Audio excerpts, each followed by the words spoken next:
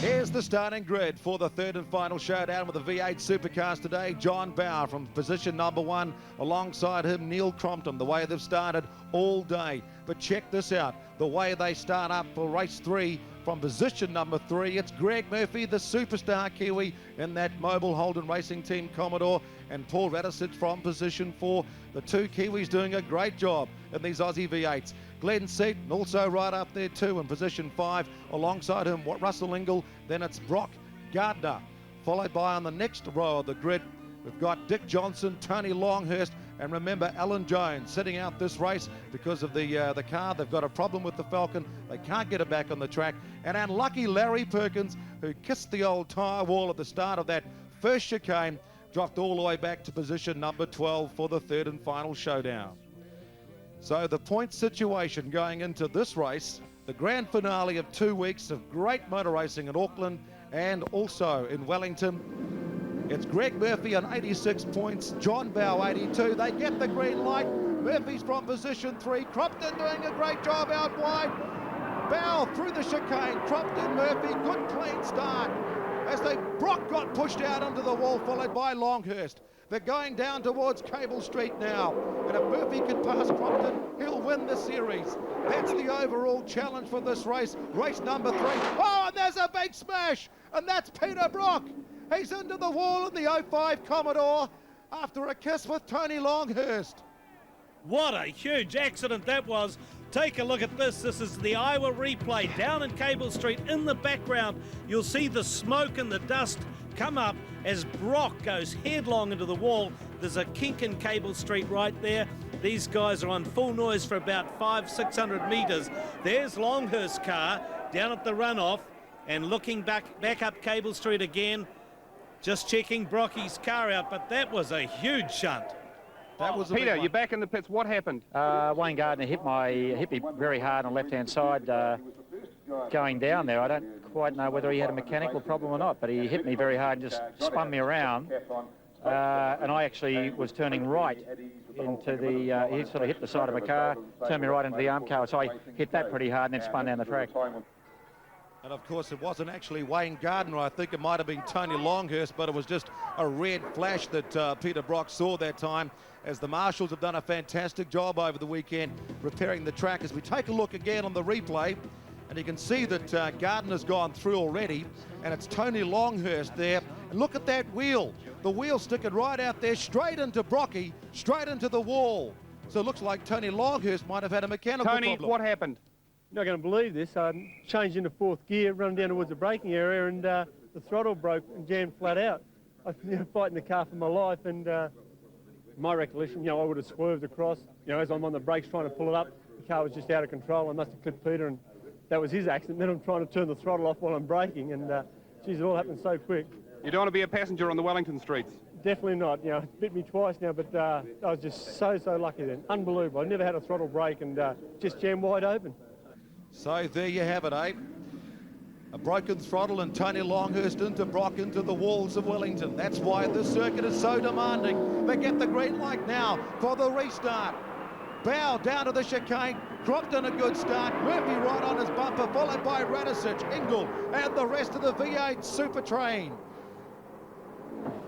Hey, they all got away clean this time. That's the first clean start we've had with no problems. But look at Murphy, right on Crompton already, and that's going to be the story of this race. Can he get through as he pulled those passing moves, got by a couple in the last race? Now he's got to try and get past Crompton to try and get up with Bow down at this point of the track. That's just not possible, Greggy.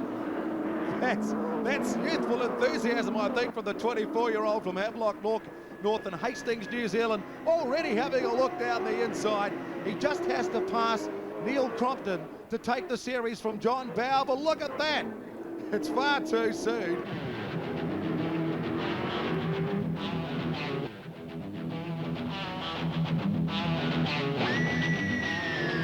Three sport on the streets of Wellington with the Mobile Wellington Street Race, and it's the boy from Bathurst, Greg Murphy, driving by the seat of his pants, the 24-year-old, having a look down the inside of Neil Crompton as they go into the hairpin. Can he take him? He's done it!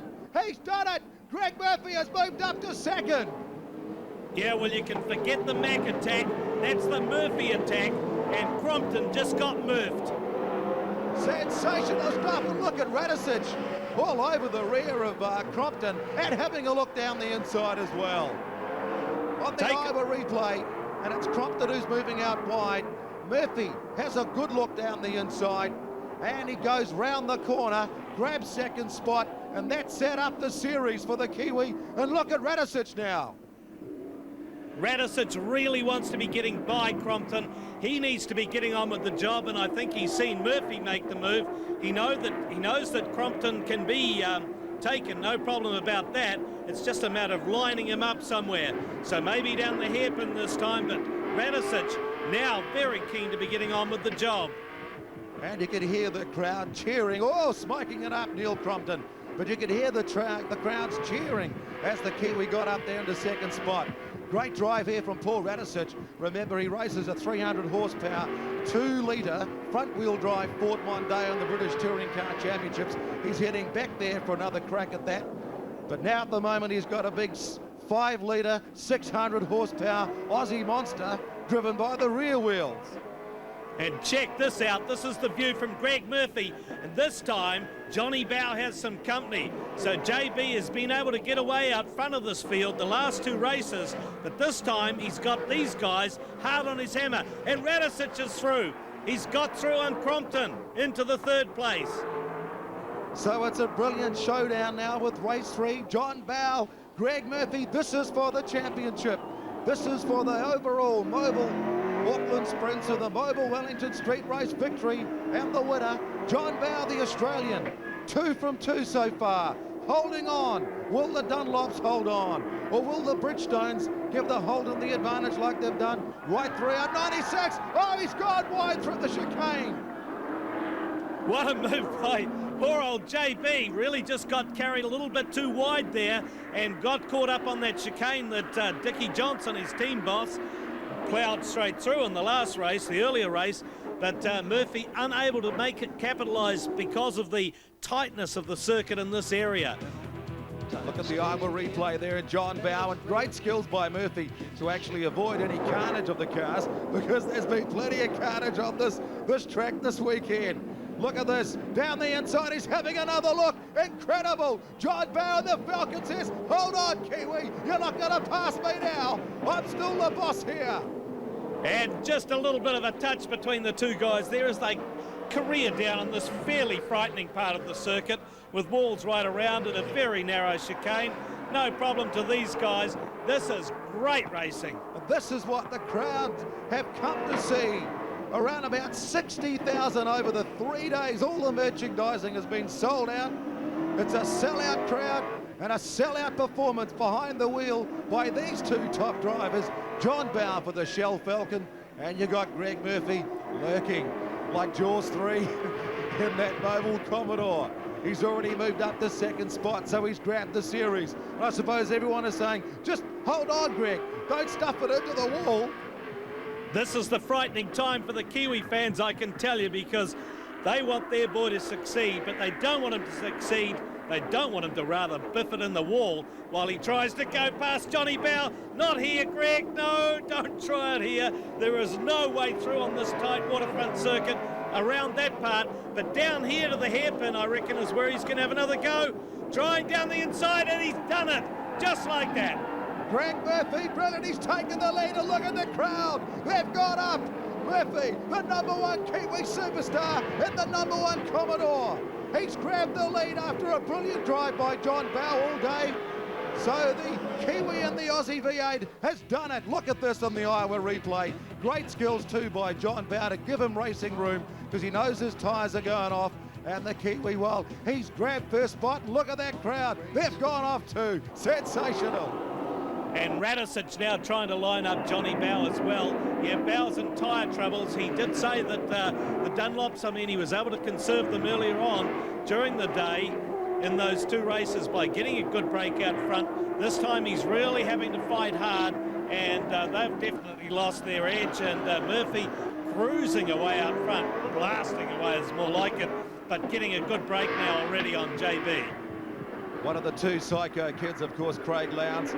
Oh, look at the sideways twitching there, the big Falcon of of John Bowers. Paul Radisich lines him up now, of course. But Greg Murphy and Craig Lowndes really have thrown the Australian Touring Car Championships wide open. The fans love them. They do a great job. They love their racing. They show plenty of emotion. Plenty of emotion too as the big Falcons now line up the hairpin. And Paul Radisich, the other Kiwi and the other Aussie. He's gone. There's a big showdown there too. But it's Radisich who's up to second. So it's a Kiwi 1-2. Major traffic jam in Jervois Quay, just like there is every Friday and Saturday, every Friday and every rush hour morning. Watch this. Here we go with the move. Down comes Radisich. Johnny Bow goes down to third spot. And wait what happens behind this. There's Neil Crompton caught up there. The other guys all jammed in behind, and it's Glenn Seaton who comes out of that ruck the best, right on Bow's case. And he's got the big Falcon up on two wheels. I saw it in full flight at the end of Conrod Straight at Bathurst when David Parsons had the big lose. Great shots there on board. Glenn Seaton, whoa, he's just about done a three-point turn. John Bow, can he hold on to third spot? Great showdown towards the chicane. Two Falcons side by side, but Glenn Seaton says, no, my Bridgestones have got the rubber on your Dunlop at this stage. So, Mr. Smooth, Glenn Seaton, he's driven a great race here in the Falcon. He's up to third spot. Well, Seaton, one of the fastest men on the track in this race, actually quicker than Greg Murphy so far. So, yeah, he's thrown down the gauntlet, but too late. Here we go with his move on John Bow down at the hairpin. This is the favourite passing place, and there are not many of them, I can tell you, around the Wellington Street circuit. And you've got to take your head off to Johnny Bow because he knows it's very hard to pass around here. He could have taken the inside line around those hairpins all day and stopped it and caused a bit of carnage. But he knew his rubber was going off, and so he gave the other guys a bit of racing room, and it's really made a fantastic race. Race 3, and the result the Kiwi fans have come to see. You're on board the #1 Mobile Holden Racing Team Commodore with Greg Murphy at the wheel. He's won Bathurst, he's won Pukekohe. Now he's on target to win the Mobile Motor Race Series in Pukekohe in Auckland and Wellington, New Zealand. Well, you couldn't write a better script than this, Clint, if you tried. The guy comes to Pukekohe, makes the clean sweep. He races it, he qualifies in Wellington, down the back a bit, having had a buff in practice. Then he comes out, finishes the day off with this great passing moves that we've seen in the earlier races, a great contest with his countrymen, and winning the last race. What a sensational deal. Well, he hasn't won it yet. Just hold on to your hat, don't get too carried away. But of course, we've seen a great performance here by the Falcons of Paul Radisich and their Glenn Seaton, John Bow. What a drive he's had this weekend. But here is the man, Greg Murphy, in the #1.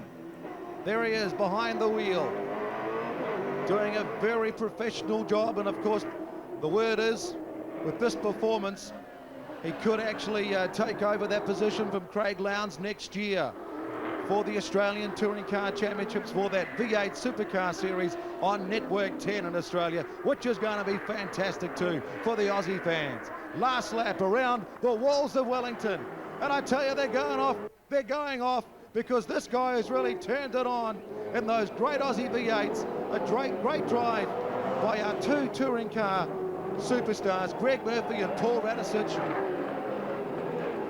But it's been great to see these guys taking on the best from Australasia. Thunder down under, Wayne Munro. Super stuff as Greg Murphy comes down for the last time. And he's got to do it. He's got to take the checkered flag. The crowd's got up. Brilliant stuff by the Kiwi, the boy from Bathurst. He's won Bathurst, he's won Pukekohe, now Wellington. He's going off. Great stuff. And so too are the super team of the Australian Touring Car Championships, the Mobile Holden Racing Team. Greg I think Murphy. you'd say he's a happy man, Clint. Look at this guy. What a fantastic thing to happen. Young man of 24 years of age. What a homecoming. Look at the crowd, just love him. He is the new sensation of New Zealand sport right now. I know if you're watching on Network 10 in Australia, you'll be disappointed to see a Kiwi beating the Aussies. But I tell you what, we love to see the Aussies over here in New Zealand. We love to see the battle between the Fords and the Holdens. And we love to see a couple of Kiwi boys behind the wheel of your great cars to give us a great homecoming victory, because it means we're going to be seeing more of this over the next 5 years as he rips the rubber. Yes, great stuff. Greg Murphy Paul Radisich, John Bell. And look at that. The crowds have gone up to this new star of New Zealand motorsport. Murphy, I love you. And Wayne, we haven't seen scenes like this since Peter Brock did the double back in 86 and 87. Exactly right. I think this is probably the single best of these Wellington Street races that there's ever been. Sensational stuff from the kid. I mean, what more could you ask for? Congratulations there from Neil Crompton. Races his motor race I've ever seen. yes. I can't believe these people. Everywhere, it's like hard to concentrate. They were just amazing. So a top drive there by the number one man in the number one car. Greg Murphy wraps up the Mobile Series for the Mobile Holden Racing Team Commodore. Of course, Paul Radisich, the Kiwi, coming home for the 1-2 in this race. Glenn Seaton third. John Bauer, fantastic drive over the weekend. He won the first two races. The tyres just didn't quite hold on for the third. Crompton, Gardner, Perkins, Johnson. That rounds up the top 8. A top weekend with the V8 supercars from Aussie, and they'll be back next year. Of course, that's the exciting news when they feel the need for more speed around the walls of Wellington.